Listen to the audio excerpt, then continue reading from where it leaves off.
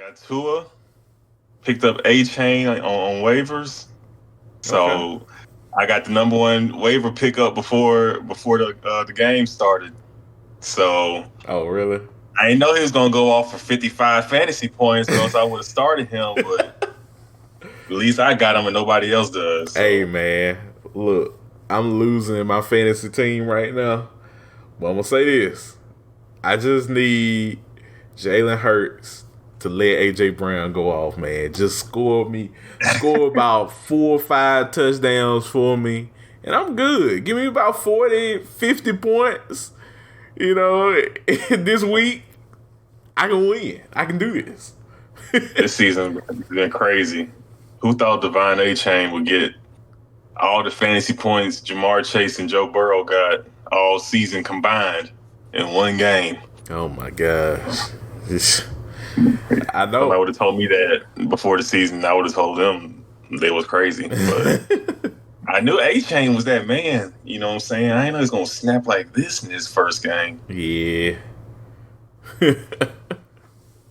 Hey, dude. Sometimes you show why he was carrying Texas A&M. I'm telling you. Yeah, I bet you Jimbo like, man, if I had this man on my team right now, I'd be cooking. I wouldn't even had to worry about that Miami game. I would have been cooking. Everything would have been good. They said if you started all the people in Miami on Miami's team, you would have had over 200 fantasy points just starting Dolphins players. That's crazy. That's insane. That's insane, man. Oh my gosh, that is insane. Well, I'll probably look at it for the future and stuff. See if I can steal some remaining Miami Dolphins players. Dolphins out there on the wire. Yeah, gotta do something. Get this team looking right. Hey, I got a team that's cold. I got a team that ain't too cold. So Oh my! One that's 3-0 and the other that's 0-3. Yeah. Nah, it'd be like that, though. Yeah, it'd be like that sometimes. Unfortunately. It's a long season, so. What is and isn't a long season is the college football season too. Yes, which was what we're about to get into right now. Oh man. Welcome everyone back to another edition of the Breakdown Sportscast. I'm your host, Kory Willis. I hope you guys out there had a wonderful week 4 of the college football season. Got a chance to watch a lot of great games with your friends and family over the weekend. So yeah, I really hope y'all enjoyed. Or alone. Yeah. Unbothered. Yeah. Just you and some beers. There you go. That works too. Just kick back, relax, and watch some critical beatdowns off of some big time teams, of course, in college football.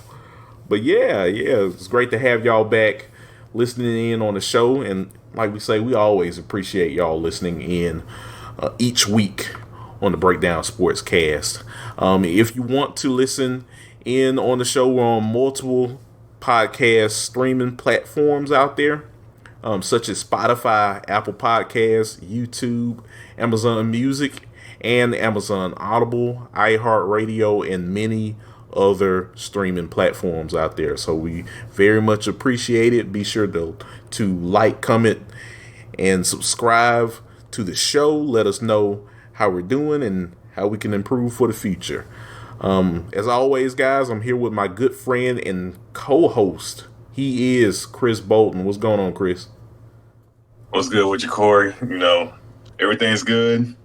Like we just said, in my fantasy football world, there's highs and lows, and just like college football too. So, everything is good my way. Just soaking in everything that we saw go down on Saturday. Hey, look.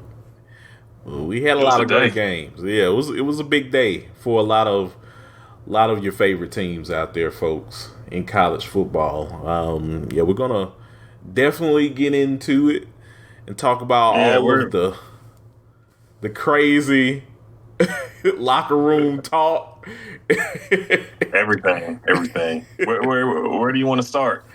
Oh my gosh. I mean, where should we start? I mean, there was so many great games over the weekend. You know what? Let's just go ahead and do it because before we get into Colorado and Oregon, we did have pretty much, I say, an all-time classic this year in college football where the Florida State Seminoles came into Death Valley, Chris, and took on the Clemson Tigers. Yeah, it was a 11 a.m. kickoff game on was it ABC? ABC. Yeah, It was on ABC. it was on ABC. Really good game. Florida State defeated Clemson 31-24 in overtime to win that game. They advanced to 4-0, 2-0 in conference play, and Clemson is now 2-2 and 0-2 in conference play. Clemson's sick about this one. Yeah, well, what do you think about this one, Chris? It was a great game. Lived up to the hype that we had for it pre-Clemson losing to Duke.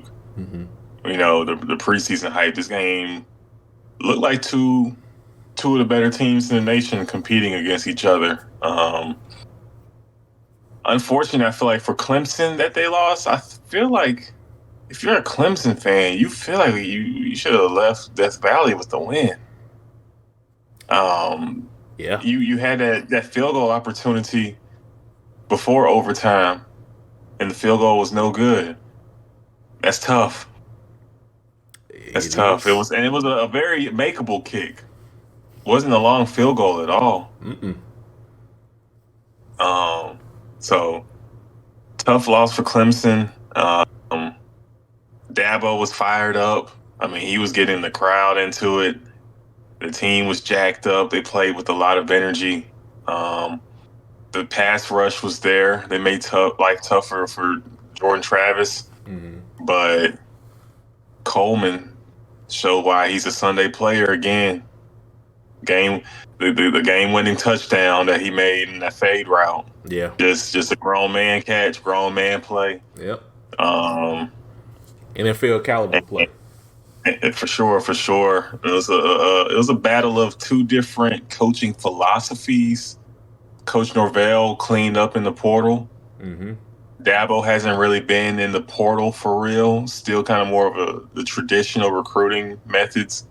And the portal, and this one looks like the portal won out. Florida State got the win. You live to fight another day. It wasn't pretty. You escaped 2 games where you very well could have had 2 losses. So we'll see how that pans out for the rest of the season. But good win for the Seminoles. If you're a Seminoles fan, I think you're happy you won. But I also think you feel like we have to improve some things, and you do. Yeah. Shout out to Florida State for battling back, because there were times where, and of course I picked Florida State to win this game on Saturday, but yeah, like they really battled in a game that, you know, at times it looked like they weren't going to win. Like there was like a point at the third quarter of the game where, you know, you can look at that game and you could literally see that Clemson was starting to gain some momentum, especially after the touchdown that Will Shipley had made. That touchdown run. I literally thought, I was like, oh my gosh, like Florida State might not be able to edge this one out and win. But yeah, like I said, they battled back. Jordan Travis, who at one point he had like a hand injury. Of course, some people were wondering, was that going to hurt his accuracy in the game? It didn't. It only made him stronger. And like you had said earlier about Keon Coleman, you know, who we love on this show, like the guy's a beast. He makes those big time plays when Florida State needs them. And, he came up big today. He had 5 receptions for 86 yards and 2 touchdowns. Jordan Travis, he was 21 for 37, 289 yards through the air. And, he threw those 2 touchdowns to Keon Coleman earlier. So, just a great effort by Florida State. And now we'll see where it goes now for the Seminoles. Yeah. And also, too, another subplot. Clemson is 2-2. Yeah. Clemson, that was, is one of the premier programs in college football today. The Tigers are now 2-2 as we really get into conference play, and you lost your first 2 conference games, right? For Clemson? Duke conference game for Clemson, yeah. And Florida State. Yeah, Clemson, they lost 2 straight conference games, which I don't even know when the last time that they were 0-2 in conference play. Maybe that's a great question. That's something I want to look at. But tough situation for the Tigers. And we'll just, I'm very curious to see where their record sits at the end of the season, how this team responds, because it wasn't like they got beat, up and down the field. You legitimately should have left this game with the W. Mm-hmm. So there are no moral victories, but does this team hit the field motivated, angry, and takes out this loss on who they play next? Or does Dabo kind of lose his team? And can things spiral out of control? Could this be like a freaky 7-5 kind of season, or where things just kind of fall off, the wheels fall off? We'll have to sit back and see, but I'm just curious to see how this Clemson team responds to losing a game like this. That's the biggest question now. That's really what I think everyone wants to see now, because you're out of any college football playoff talk. Like, you needed this game alone to even make a case. Now that you've lost, that's gone now. All you're trying to do is really save face for the rest of the season and hope that you can keep the guys that are all in on the program right now. You want to make sure that they remain all in with the program right now, because you lose another game that you should win. It's going to be dark days now in Clemson. Yeah, for sure. So, yep, big ups to the Seminoles, and we'll just continue to watch and see what's good with Clemson. Man, so you want to move on to Prime? Do you want to get to Prime, or do we want to talk about another game that was you could say was a classic too? I think is. You know what? You think? Let's go ahead and let's just go ahead and talk about the Colorado-Oregon game. Okay.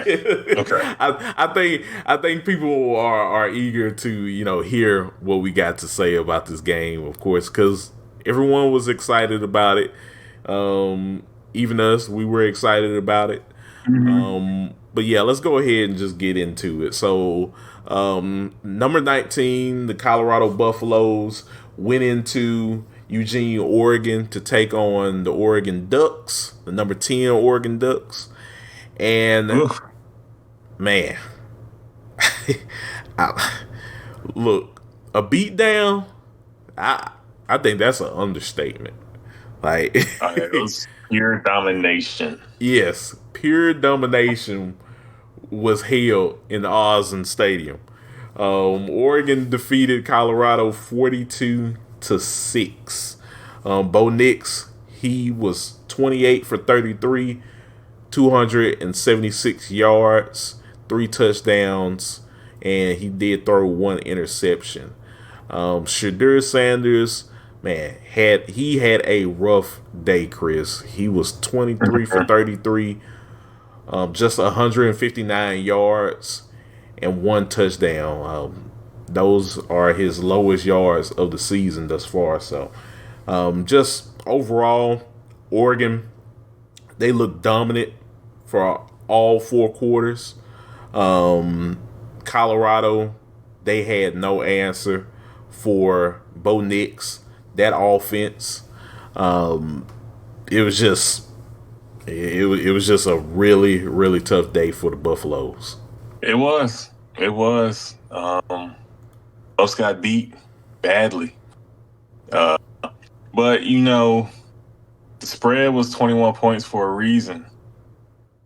I feel confident that, we both said Oregon should win this game. So I'm not shocked that Oregon won, of course. Me either. I'm not But really I shocked. did expect Colorado to put up more of a fight, but Oregon just dominated this team, at the line of scrimmage in the trenches, and everything just fell from there. Shador, no time to read the field all game long, from the first snap to the last. They were coming after Shadur They were. that whole game. Just teeing off and took advantage of an undersized Colorado offensive line that's played well and honestly has exceeded expectations, I feel like, to this point. So it's only natural that they regress to the mean and had a performance like this. Oregon had a great game plan, punched Colorado in the mouth, dominated at the line of scrimmage, and allowed for some plays over the top, but also just to continuously get yards, just rushing the football too. Right. It all started with the defensive side of things, though. Like we said, man, Shador has been a Heisman hopeful. He's put up ridiculous numbers to start the season, and he didn't even crack 200 passing yards. So you got to clap it up to Oregon and the defense for slowing down a high-powered passing attack and just taking care of business. And took care of business at the crib. Yeah, they did. Of course, the pregame warm-up discussion with Coach Lannon, only helped that team over the weekend knock out Colorado. It was,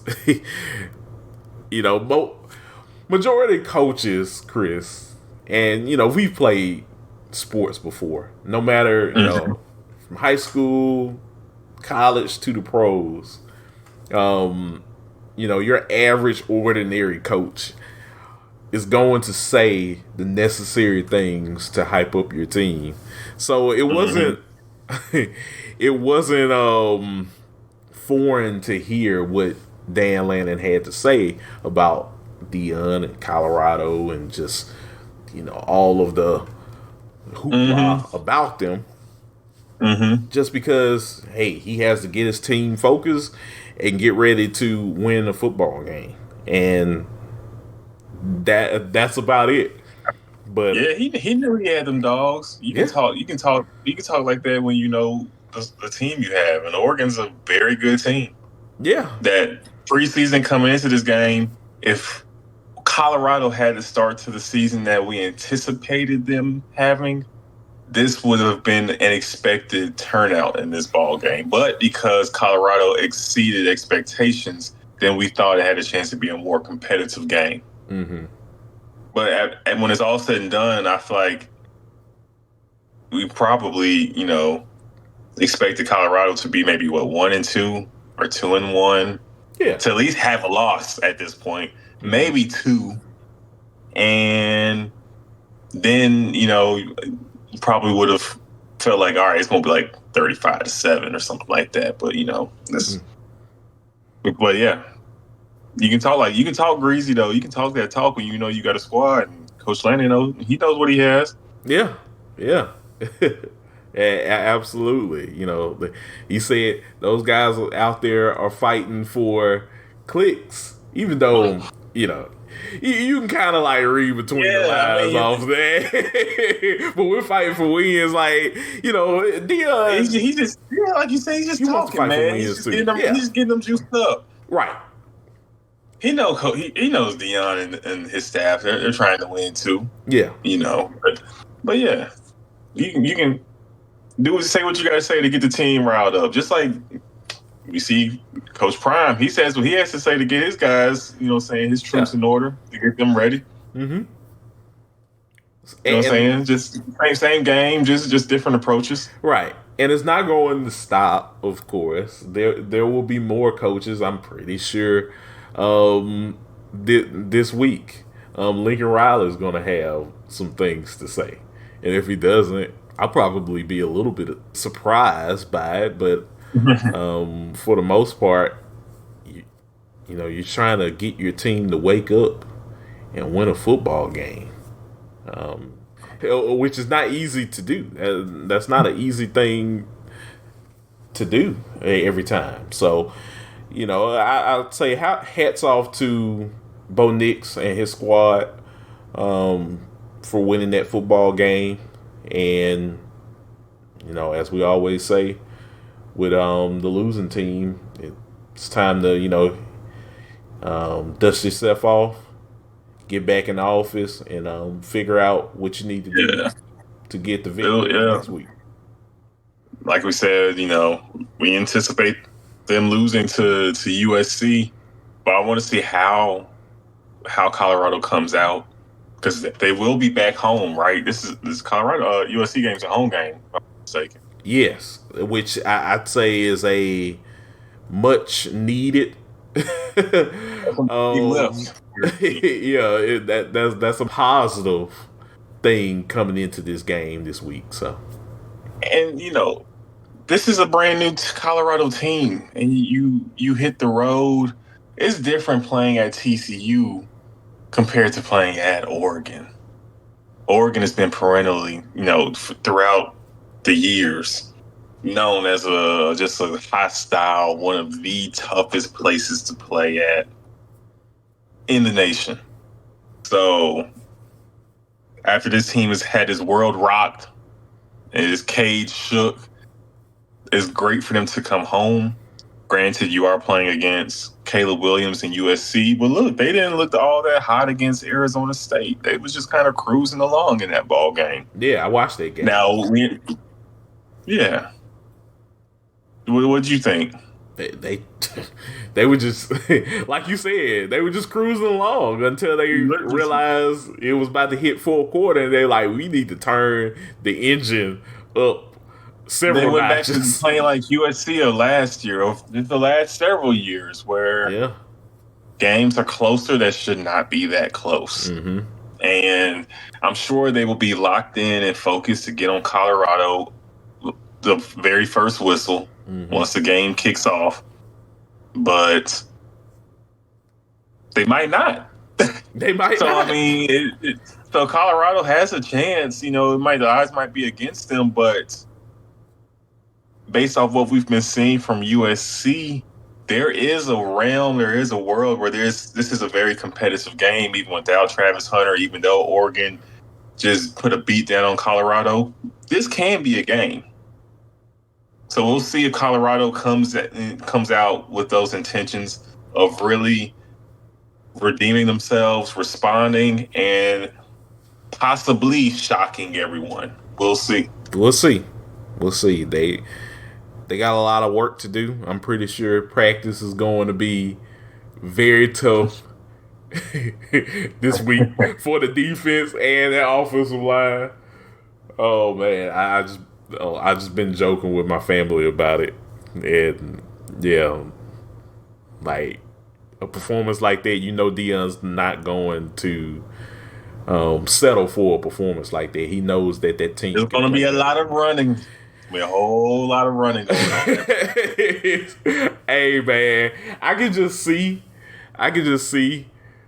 Probably happened today. As we're recording this show on a Sunday, like Dion just walks in, in the coach's office.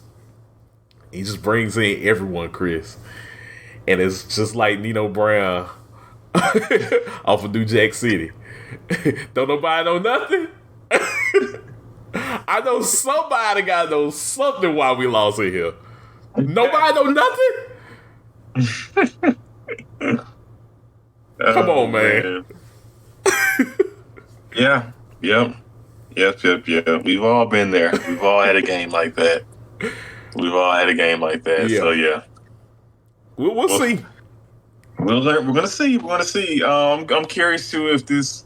I wonder how the ratings look post, like, and then for this USC game and continuing on.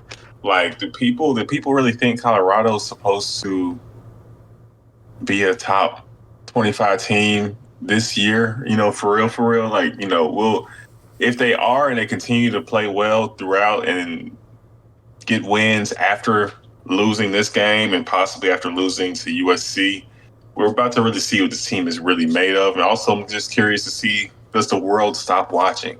Like, was that the reason people were tuned in? It's kind of hard to say right now, just because that might be a case. I mean, all I can say is this: like, USC has a Heisman Trophy quarterback in the backfield, and he has to travel to Colorado. I think that's all you need to know. And you're going 3-1 into that game. Yeah, Colorado, you're 3-1 going into this game. Right.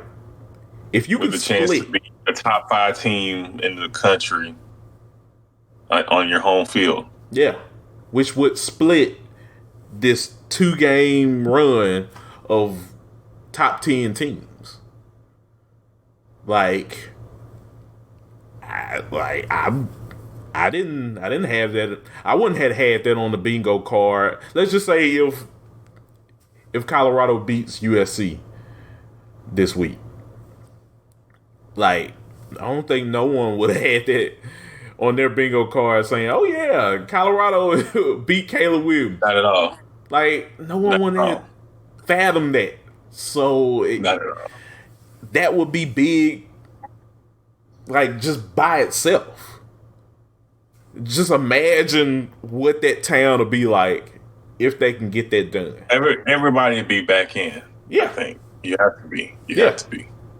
Yeah. But nobody should be going anywhere yet. But yes, I think everyone, even like it brings the casuals back in as well. Right. It'll definitely bring those casuals back in.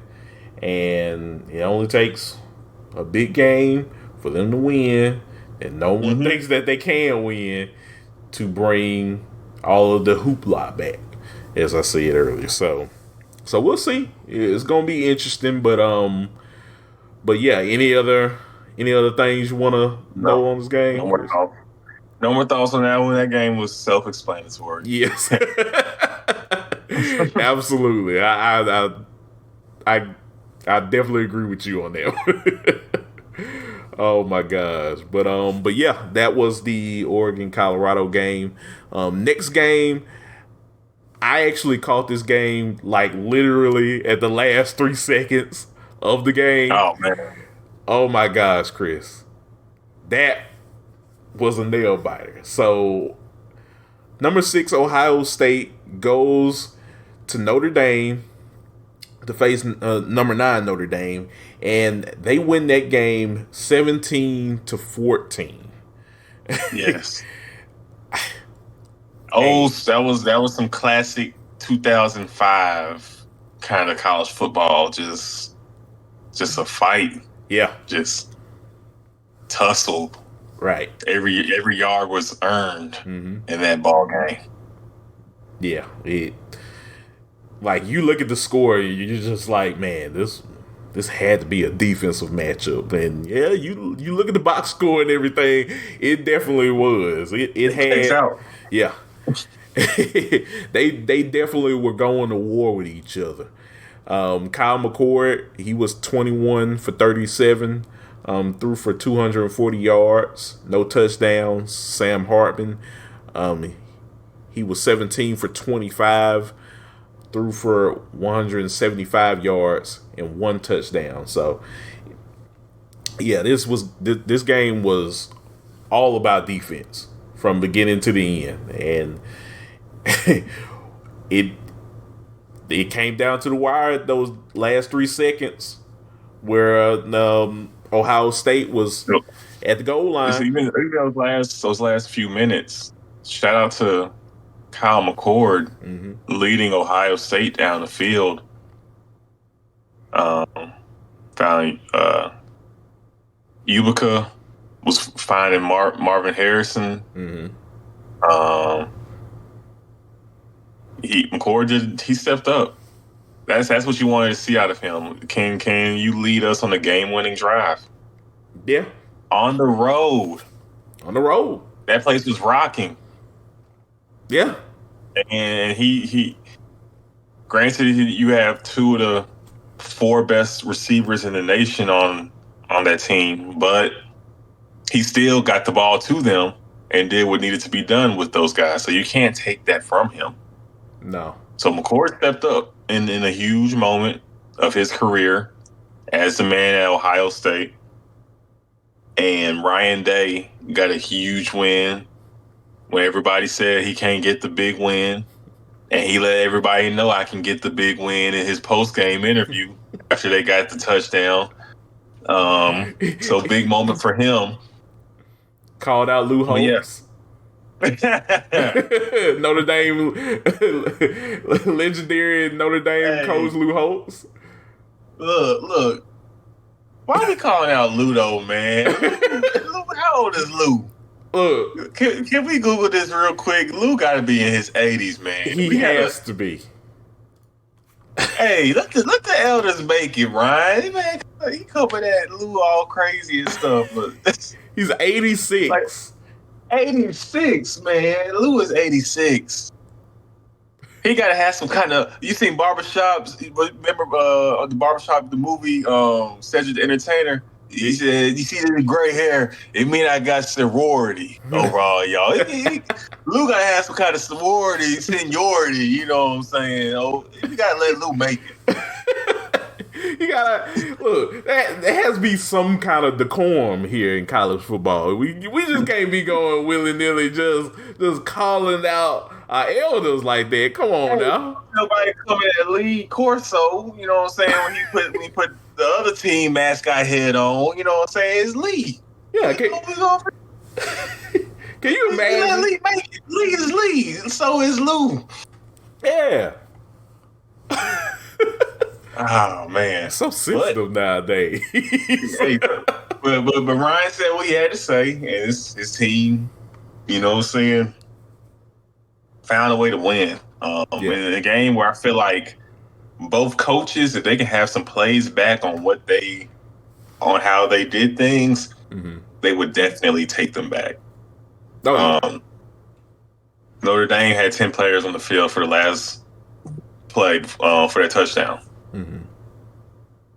You can't have that. Left side was wide open. That's why they ran it right there. There's only 2 linemen on that side.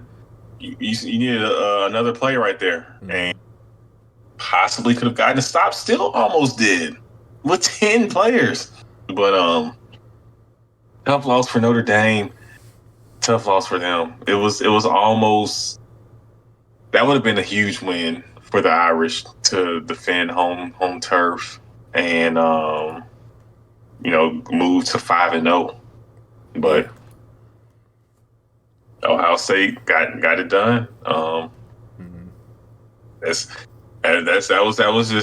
all I got on it. Just spectacular battle. But big win. Big gutsy win, and just shout out to McCord. Like, that's my biggest takeaway.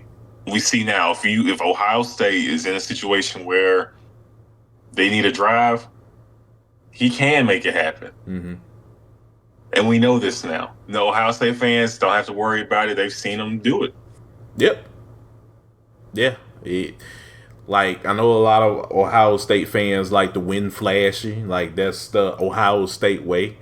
But, you know, sometimes games like that game was needed to really show the character of your team. And to battle back the way that they did really shows that I think Ohio 12-14. Let's see. No, they were. Well, did they? I'm trying to think. Who was? Somebody was up 14-zip. So I'm looking at the box score right now.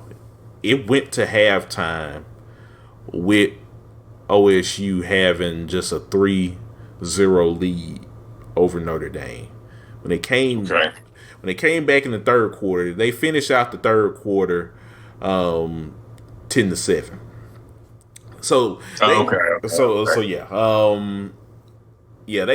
pretty much always had the lead, but they weren't really in a comfortable position on just really coasting through that game.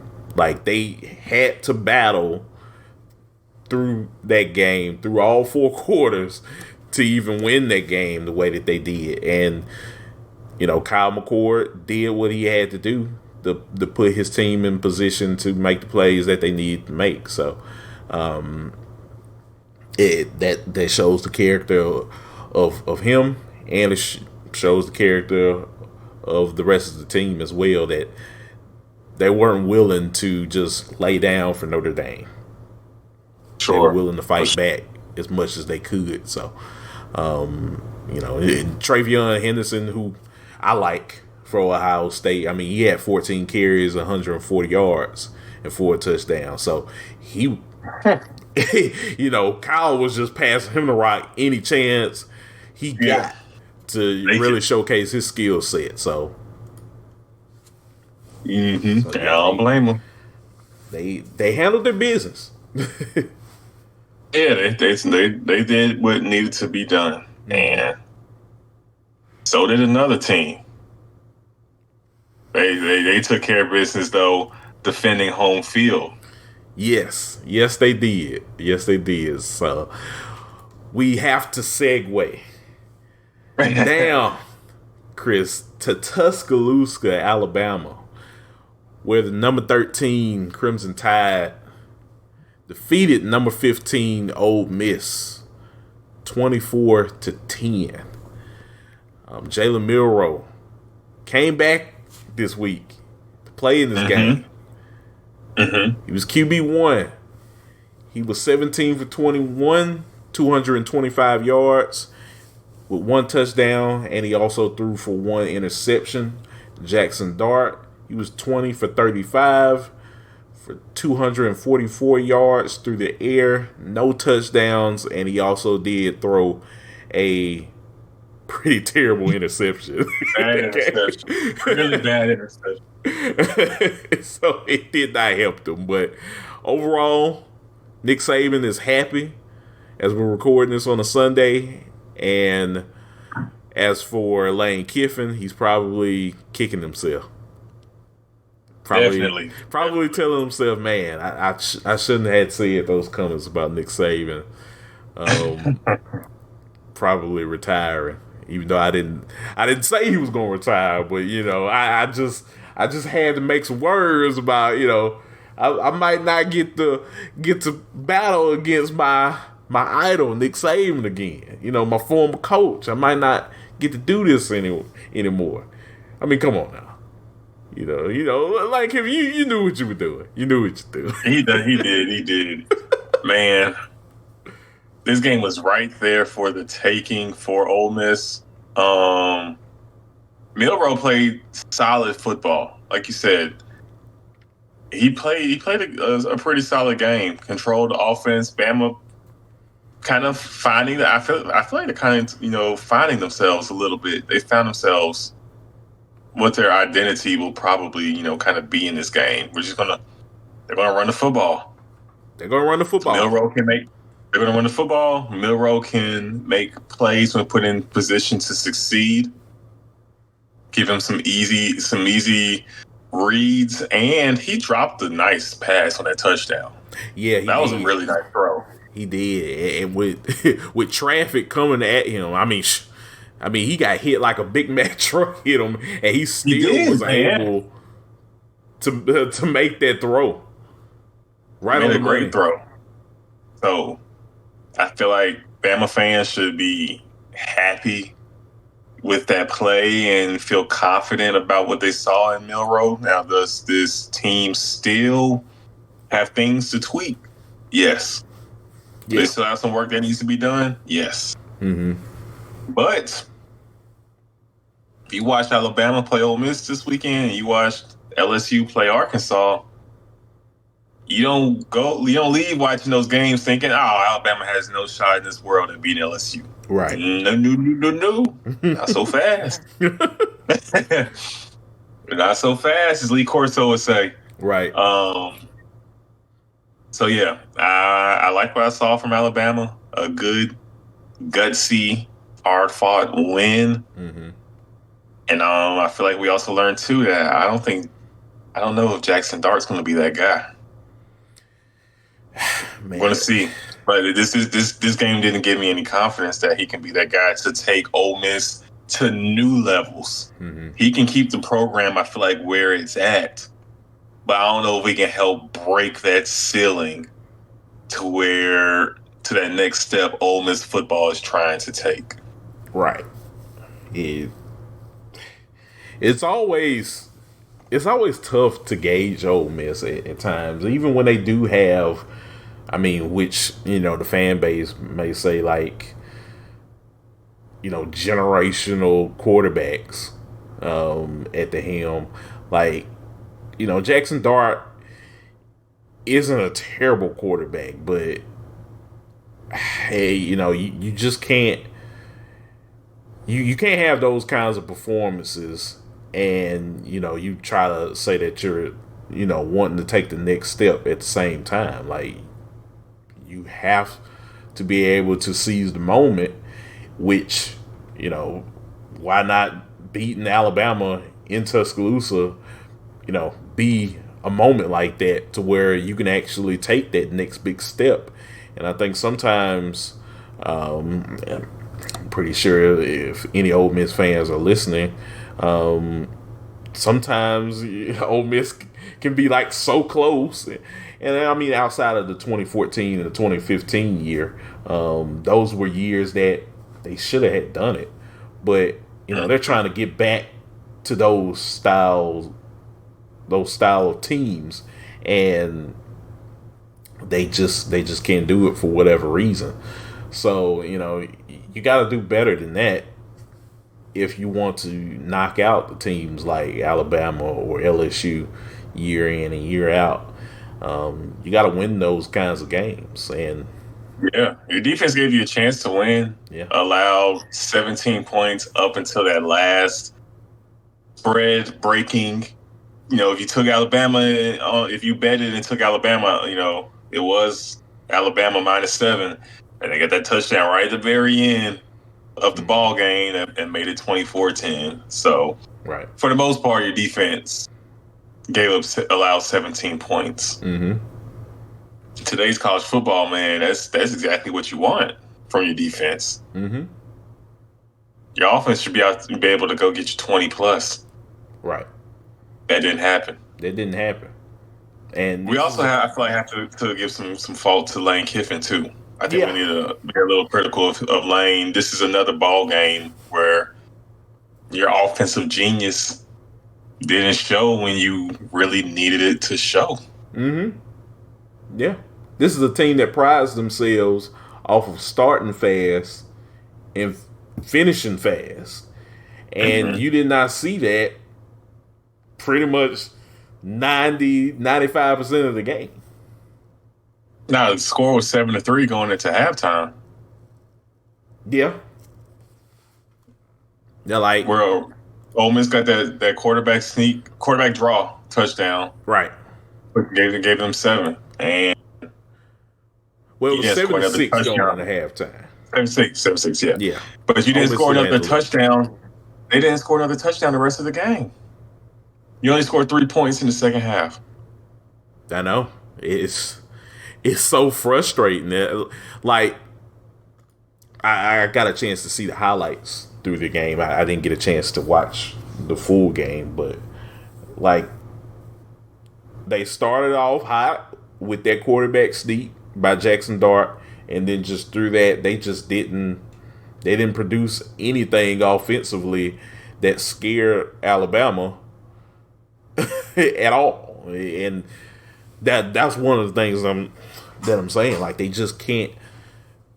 Like Lane Kiffin can't pride himself off being like, "Hey, this is what our offense are. You know, this is what we do. We start fast, and we keep that going throughout 4 quarters of a football game, and you just can't have performances like that." Nah, this is this was a good time, a good chance to try to catch Alabama. Yeah. Because they're having, they look susceptible. So just didn't seize the opportunity. But kind of this is what we're kind of accustomed to seeing with some of the middle tiering SEC schools. That's just kind of that's what separates you from being a top tier SEC school and a middling tier SEC school. Yep. So it's games, moments like this. So yeah, Ole Miss, you still. I feel like most people preseason would have told you that you're losing to Alabama at Alabama. That was the expectation. So nothing changes for you moving forward this season. Now you try to fake back and see if you can do what Arkansas did and get LSU on the ropes, and maybe you can bounce back and win at home against LSU. Yeah, that's that's pretty much all I can tell Ole Miss people at this point. Like, and look, they played LSU multiple times before, and they've beat them at probably times that they should have beaten them, just to get their seasons back on track. So yeah, true. Hey, I don't know if that was at I don't know if that was at LSU, but you remember Jevin Sneed, rest in peace. How he led that? I believe he led that Ole Miss team to win over LSU in 2009. Yeah, was that the game where they got that field goal to win it? I believe so. I'm looking it up right now. 2009. Let's see. LSU Ole Miss. Because that Ole Miss team was, let's see, 2009, McCluster ran for 148. Ole Miss won 25-23. That was at home, though. Mm-hmm. That was at home. Snead had 206. McCluster was a dog. He was. 148 yards. Oh, and they had Hodge at receiver. Mm-hmm. 117 and a tutty. That's back. This was the Jordan Jefferson starting quarterback days at LSU. Oh yeah. But yeah, I mean, to go with your point though, it's not out the norm for Ole Miss to be able to beat LSU. It happens.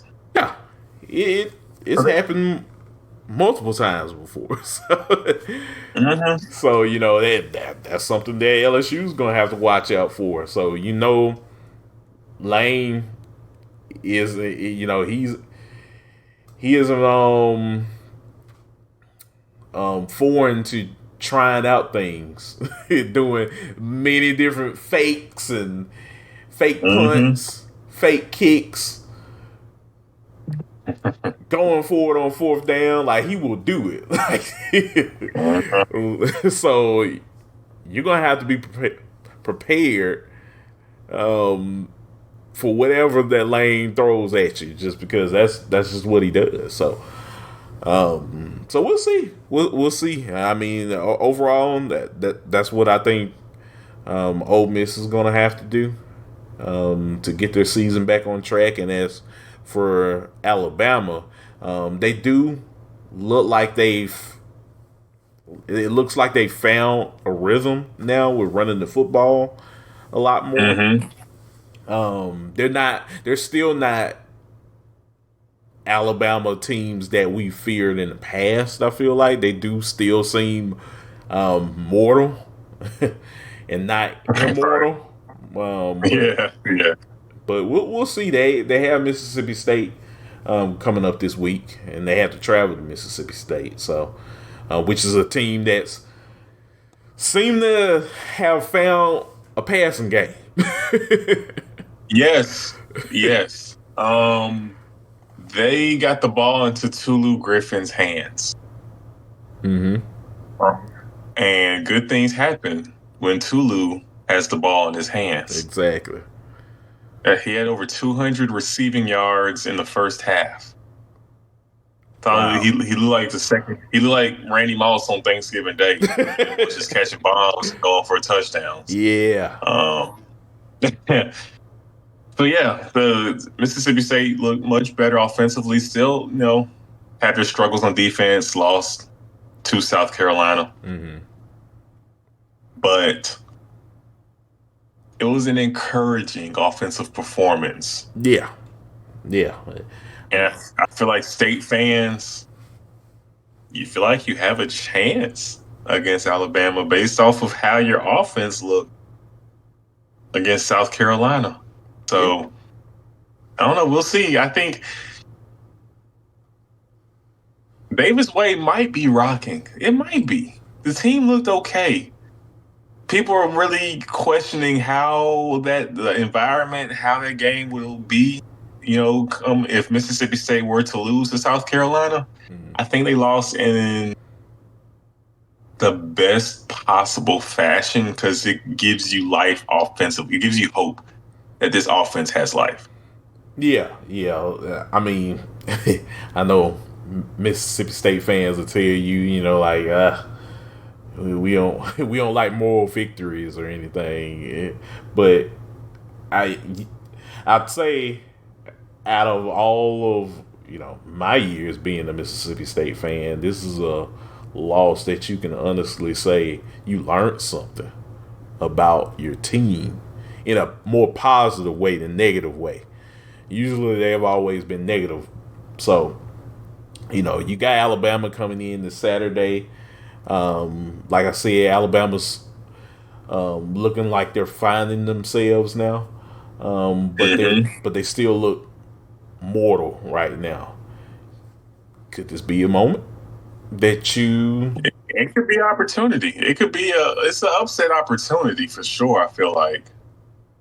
Yeah. I mean, so we'll see. I'm sure we're going to see how that game plays out. But yeah, especially when you have a Bama team that they haven't been making the explosives for real, and you've been able to produce. You produce several explosive plays. If you can maybe apply the pressure and get some explosive plays to go your way, and now you're forcing Alabama to maybe work from behind with the team that looks like they want to do some ball control and run the football. Yeah. It's an interesting matchup. So we'll see how that plays out. Right.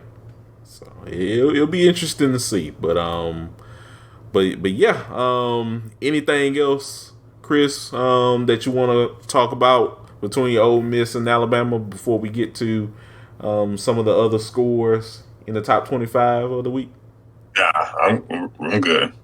All right, y'all. So, other top 25 scores that you should be aware about in week 4 of the college football season. We had UCLA taking on Utah, the Utes.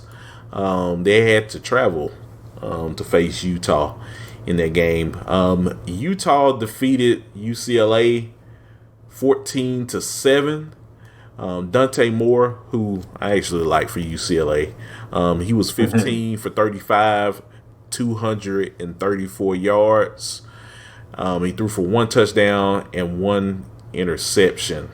Nate Johnson for Utah, he was 9 for 17, threw for 117 yards and 1 touchdown in that game. So it was another one of those defensive games, Chris, I should say. But yeah, Utah has now advanced to 4-0 on the season, 1-0 in conference play. UCLA is now 3-1, and they are 0-1 in conference play. So a good win for Utah. This game, Chris, this game actually shocked me. And I know we always talk about Pac-12 after dark, of course, but and I believe this game was one of those night games where Washington State hosted Oregon State.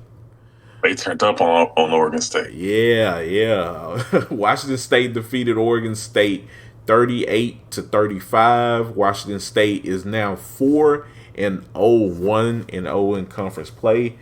Oregon State is now 3-1, 0-1 in conference play. DJ Uiagalelei for Oregon State, he was 17 for 34, threw for 198 yards, 1 touchdown, and 1 interception. Cameron Ward, he was 28 for 34, threw for 404 yards and 4 touchdowns, no interceptions. So Cameron Ward had a really big day through the air. So yeah, good performance by the Cougars.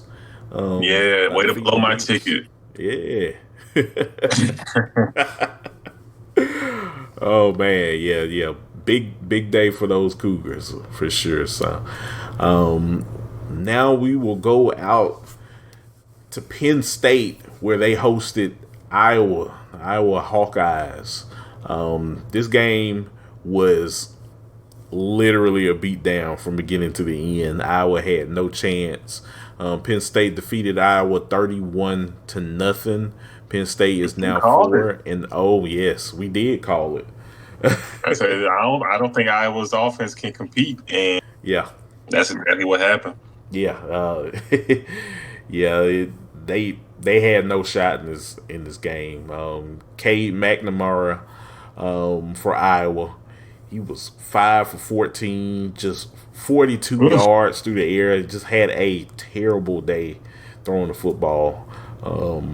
Drew Aller from Penn State, who I need to watch a lot more this season.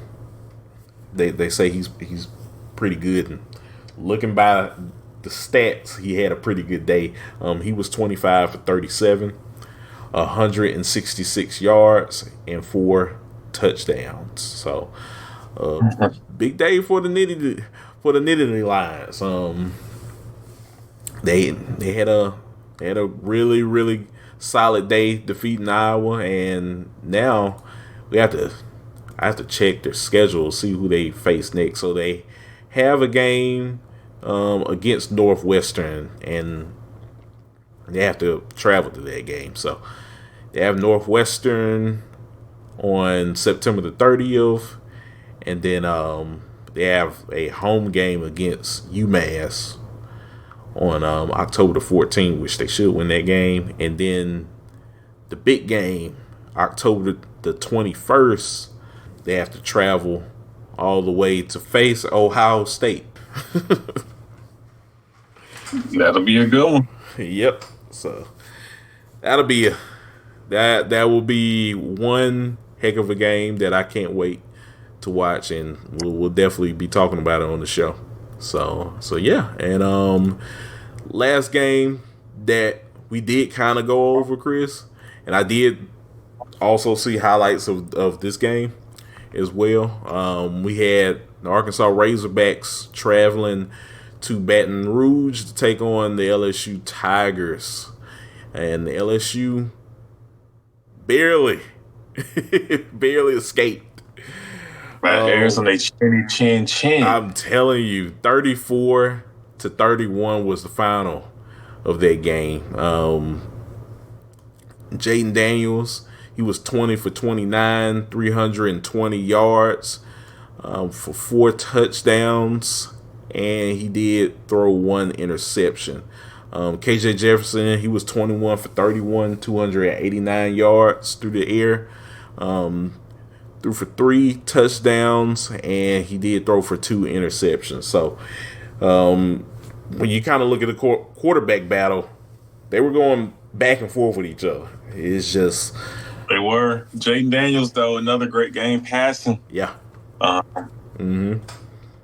He's starting to find it, over the top, completing those big bombs. Found connected with Malik Neighbors again. So we'll see how that continues to go over the season for Daniels, but someone that we know as a dual threat QB. His legs are a weapon. He's showing just how much of a weapon his arm can be too. Yeah, absolutely. So we'll definitely see what happens as LSU takes on Ole Miss this week. So can they keep it up? Ole Miss is still a capable team, like we said, a team that can beat you. So he's going to have to keep having performances like that. I'm curious, though, if LSU gets ahead of Ole Miss early, because I can see a game script where that happens, where it could be 14-0 after 1. How does Jackson Dart respond in that situation against Harold Perkins and those guys? If they know that Ole Miss has to start throwing the football, because I don't know, man. Like I said, Daniels has been looking good, so there's a chance where they really get out in front of Ole Miss early. Yeah, that's the last thing you want if you're an Ole Miss fan is for this team, for LSU to jump on you. Right. So that's, I think the first quarter is going to tell a lot with this ball game. Yeah. Yeah. Well, from both teams, who can hang? Is it Jackson Dart or is it Jaden Daniels? I mean, right now we've seen Jaden Daniels. He's taking the challenge for the most part all season. Even through that first loss against Florida State, I mean he still had a pretty good day. It's gonna be interesting to see. Which quarterback of the two are going to seize that moment and really, showcase. Another chance for Dart.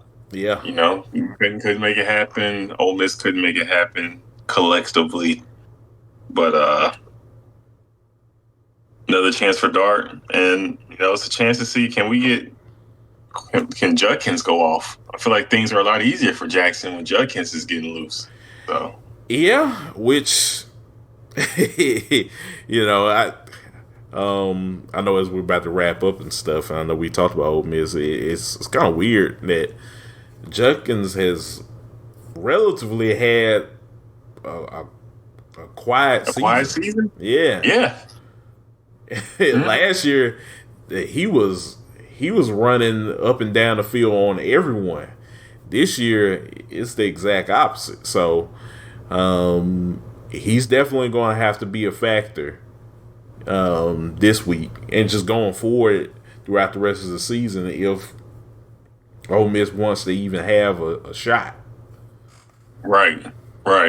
So we'll see. We'll see. Yeah, we're going to see can they make that happen.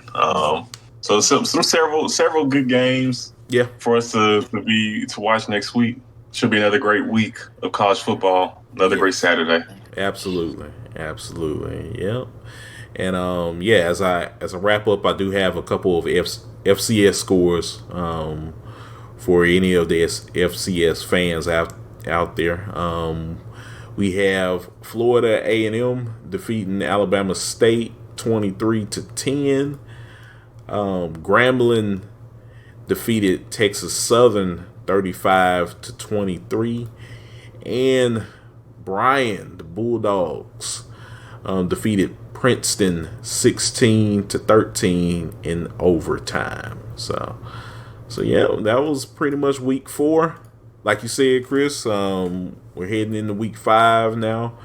Like we got USC coming into Boulder, Colorado to take on Colorado, 3-1 Colorado.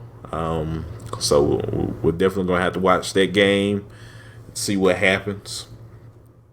Yes. In the Heisman battle between Shadur and Caleb Williams. Yeah. So that game should be really fun. Can't wait to watch it. I think that one can definitely end up being high scoring. Mm-hmm. Just off of the fact that we've seen USC be kind of lackadaisical at times. So right, it could end up being a shootout. Yeah, it could be. It could be. We're gonna have to wait and see, of course, what happens in that game. Coming up this Friday, we have Utah taking on Oregon State. Utah has to travel to Oregon State, so we'll see if DJ and his squad can bounce back. Mm-hmm. Of course, this week. So that I think that'll be a good matchup as well. Yeah, those Pac-12 schools like that, it's never easy. No, out there in Corvallis. Right, never easy. Never easy. So yeah, we have that. Florida, Kentucky. That one should be good. Kansas taking on Texas. That'll be interesting. That will be. That will be. That will be. Look for Texas to dominate that one. If you're one of the top schools in the nation, go out there and do so. Dominate the conference. Right. I agree. Absolutely. And Notre Dame and Duke. That one should also be pretty interesting. That game, preseason wise, we might not had our eyes on, but if Duke can get the win, we gotta start talking about Duke a little more, man. I think so. Wins over Clemson and Notre Dame. Yeah, that'll be pretty impressive. Yeah, look right now. They look really good too. They went out there and smacked UConn. Yeah. I'll say this: Duke's playing really good football right now, and you want to know someone else in the ACC that's playing some good football right now that people should watch? Miami Hurricanes. Miami is playing good football. But I'm not even talking about Miami. Who are I'm you talking about a about? Sleeper team. I'm talking about Louisville. Oh, yes, yes, they are. They're playing some. They are playing some ball. Some ball right now. So we'll definitely have to watch out for Louisville because they might sneak up on somebody this season. That's true. That's true. We put the new first-year head coach too. Yep. So I got my eye on coach left to go to Cincy. Now they got a new coach. They got Brom in there. Former Louisville quarterback. Yeah. I got my eye on you, Cardinals. Keep an eye on Louisville. Yeah, I got to. I need to get ready to get them on one of my tickets. Maybe next week. Yeah. Pick the cards. Who does Louisville have next? That's a good question. So, and it's so funny because they're not ranked at all. Like, they just quietly beat people. Yeah, they're 4-0. It's just so funny. I'm like, man, y'all quietly beating people, and no one's talking about you right now. Missouri as well. Yeah. They took care of business against Memphis. Mm-hmm. 4-0. Absolutely. So yeah. This week they have a game against NC State. It's at NC State. So It's a good. That's a good matchup. yeah, it's a good Can they matchup. go on the road and get a win against NC State? That's a quality win. Yeah. If I'll say this, because if they beat NC State, they'll be 5-0. You want to know who the next opponent is after that North game, Chris? Carolina. Is North Carolina? No. It's a game against Notre Dame. Ooh. Notre Dame. Yeah. Notre Dame looks like a solid schedule, man. Duke and Louisville looking a whole lot tougher than what they did preseason. I know. They playing good ball right now. Like, hey, granted, the teams that they beat is Georgia Tech, Murray State, Indiana, and Boston College. But I'll say this week is a test for Louisville. If they can get through NC State, the game that they have to travel to, hey, sky's the limit for the Cardinals. Oh yeah, they playing with house money too. Nobody expected them to do anything year one. Yeah, with the new head coach. Right. You take that team out there and beat NC State. Let's say they beat NC State and they go out there the following week and play Notre Dame, and they can get a win against the Fighting Irish. Like, yeah. We're gonna have to start talking about Louisville more. So we will. We are. We'll have to make that a little segment. Who teams under the radar that we're gonna put on the radar. Mm-hmm. But yeah, we're gonna keep. We got our eyes on you, Louisville. We got our eyes on you. we seen you out here making moves. So. Do you see Louisville? Who else? I got my eyes on Missouri. Hey, they still winning. They still win. I have my eyes on Missouri. It's a wide open SEC. Yep. They still winning. Wide open SEC. So we're going to see. We're going to see. So yeah. Oh man, but yeah, that's all of the talk heading into week 5 of the season. So we'll definitely see. We might be back later on in the week to talk about week 5. I'm down for that. More. Yeah. We'll let you guys know, fill you guys in on that, of course. But yeah. That was week 4. It's in the books. Headed into week 5 now, and definitely can't wait. So before we head out, Chris, let the people know where they can find you on social media. Of course, find me on X, formerly known as Twitter, at Chris_Bolton_12. Get at your boy. Talking whatever. Watching these games. We can talk these games. I love my baseball too. MLB postseason right around the corner. It's right around the corner. Man, so we're rounding third. We really about to fly into home base. So we're gonna see who's safe and who's out, who's gonna make it in the postseason and who ain't. Oh yeah, so, yeah. You can holler at me on there, and that's it. Instagram too, Chris.Bolton_. So that's where I be at. Nice. Yeah, and as for me, if you want to follow me on social media, you can follow me as always on X. It's at Listen to KSW, all one handle. I'm on there talking college football, video games, wrestling, all of the good pop culture, sports topics that we all know and love. So yeah, just hit me on there. But yeah. Sounds good. Yeah. Appreciate y'all listening in, of course, each and every week.